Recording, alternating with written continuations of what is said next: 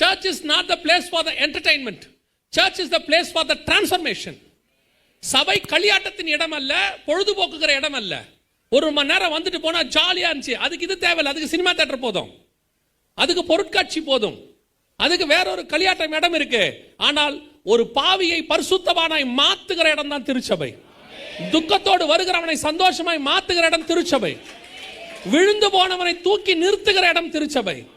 இங்க நம்ம அலங்காரத்துக்கு இடமே இல்ல. விசுவாசிகளுக்கு சொல்றேன், உங்களுக்கு ஏத்த மாதிரி சர்ச் மாறவே மாறாது. சபைக்கு நீங்க ஏன் வந்தீங்க தெரியுமா? ஆண்டவர் சொன்னபடி உங்களை மாத்துறதுக்கு தான் நீங்க சபைக்குள்ள வந்திருக்கிறீங்க. உங்க பையனை எதுக்கு அனுப்புறீங்க ஸ்கூலுக்கு? ஸ்கூலுக்கு எதுக்கு அனுப்புறீங்க? உங்க பையனுக்கு ஏத்த மாதிரி டீச்சர் இருக்கணுமா? உங்க பையனுக்கு ஏத்த மாதிரி ஹெட் மாஸ்டர் இருக்கணுமா? உங்க பையனுக்கு ஏத்த மாதிரி ஸ்கூல் நடக்கணுமா? இல்ல. ஸ்கூல் என்ன சொல்லுதோ அப்படிதான் நீங்க மாறுறீங்க. 8 மணிக்கு வேணா 8 மணிக்கு போறீங்க தானே. யூனிஃபார்ம் போடுனா போடுறீங்க, அப்புறம் பேட்ச் குத்துனா குத்துறீங்க, டை போடுனா போடுறீங்க. இதுக்கு ஃபீஸ் நீங்க கட்டுறீங்க. அவன் சொல்றபடி எல்லாம் செய்யறதுக்கு ஃபீஸ் நீங்க கட்டுறீங்க. கட்ட சொல்ற நேரத்துக்கு ஓடி போய் கட்டுறீங்க.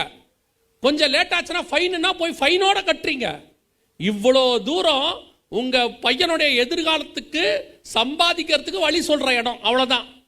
இல்லைன்னா அவனுக்கு நல்ல பழக்க வழக்கம் சொல்லி கொடுக்கிற இடம், அவ்வளவுதான்.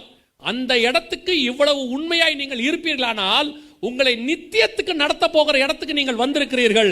உங்கள் ஆத்மாவை பரலோகத்துக்கு சேர்க்கிற இடத்துக்கு வந்திருக்கிறீங்க. அதுக்கு நீங்க எவ்வளவு உண்மையா இருக்கணும்?